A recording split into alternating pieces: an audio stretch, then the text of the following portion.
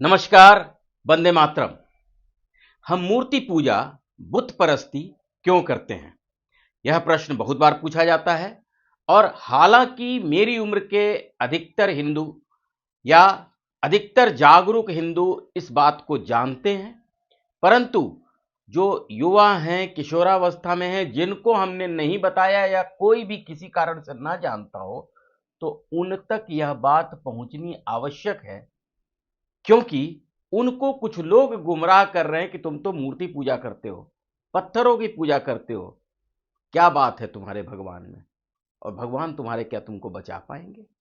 तो यह जानना आवश्यक है कि हम मूर्ति पूजा क्यों करते हैं, और युवाओं का जानना आवश्यक है।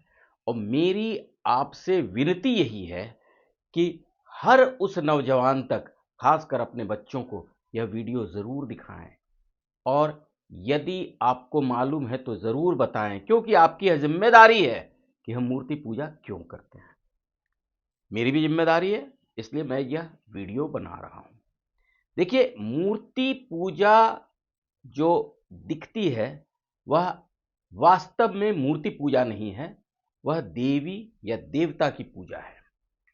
जब हम किसी शिला को, पत्थर को काट कर एक मूर्ति का रूप देते हैं, देवी या देवता का, तो फिर मंदिर में ले जाकर वहां प्राण प्रतिष्ठा की जाती है, और तब फिर उसमें उस देवी या देवता का, जिसकी वह मूर्ति है, वहां उनका प्रवेश हो जाता है, वहां उनका निवास होता है, ऐसा हम मानते हैं।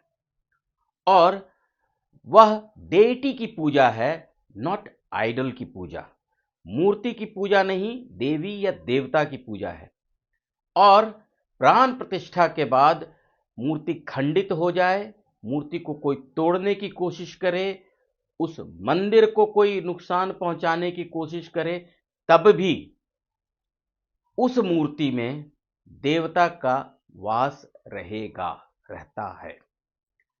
सिर्फ एक अवस्था में, जब विधिवत उस मूर्ति का विसर्जन किया जाए, तब यह माना जाता है कि देवता को हमने यह कहा है कि हे प्रभु, अब आप इस मूर्ति में नहीं हैं।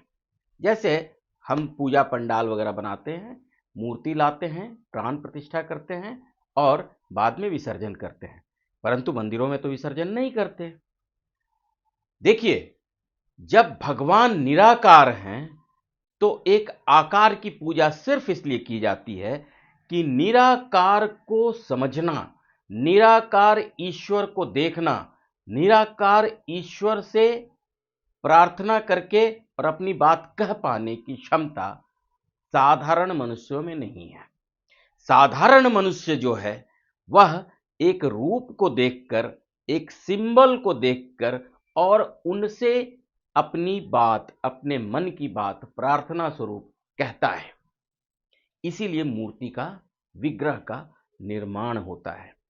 और अलग अलग देवी देवताओं, लोग कहते हैं कि तुम्हारे 36 करोड़ देवी देवता हैं, है ना? हम तो पेड़ को, पशु को, पक्षियों को, वातावरण को, सूर्य को, चंद्रमा को, इस पूरे संसार को, सबको पूजते हैं। सनातन ऐसा ही धर्म है।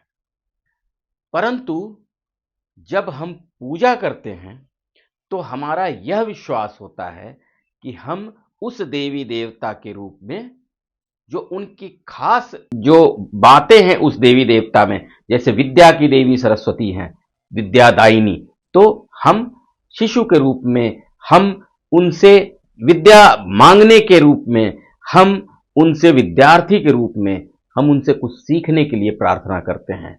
माँ लक्ष्मी धन की देवी हैं, तो यदि धन की आवश्यकता होती है तो हम माँ लक्ष्मी की पूजा करते हैं। माँ दुर्गा शक्ति का रूप है, तो हम शक्ति के लिए शक्ति की उपासना करते हुए माँ दुर्गा, माँ काली की उपासना करते हैं। शिव जी की अलग वजहों से पूजा की जाती है, गणेश जी की भी, परंतु अंततः भगवान जिनमें कुछ खास गुण हैं, उनसे हम एक मूर्ति के माध्यम से जुड़ते हैं, और वह मूर्ति वस्तुतः मूर्ति नहीं, वस्तुतः पत्थर का एक टुकड़ा नहीं, वह तो हमारे लिए देवी या देवता होते हैं। हाँ, जब हम स्पिरिचुअली आध्यात्मिक रूप से बहुत एलिवेट हो जाते हैं, जब हमारा उत्थान होता है, और तब हम निराकार की पूजा करने में शायद सक्षम होते हैं। परंतु बहुत रेयर ऑफ रेयरेस्ट ऐसा हो सकता है, क्योंकि अपना उतना उत्थान कर पाना स्पिरिचुअली बहुत कम लोगों के वश में है। इसीलिए देवी देवता की पूजा की जाती है। देवी देवता के माध्यम से हम ईश्वर से जुड़ते हैं। और जहां तक लोग बोलते हैं बुत परस्ती की बात, तो मक्का में भी सिंबल को चूमते हैं। गिरजाघरों में भी एक प्रतिमा होती है क्राइस्ट की, लोग उनको पूजते हैं। देखिए, ये सब ईश्वर से, उसी निराकार से जुड़ने के अलग अलग माध्यम हैं। तो मूर्ति पूजा एक अच्छी बात है, ईश्वर से जुड़ने की बात है। और मूर्ति मूर्ति नहीं है, मूर्ति देवी या देवता है। और हम लगातार पूजा करते हुए, मंत्रोच्चार करते हुए देवी देवता के निराकार रूप तक को समझने लगेंगे।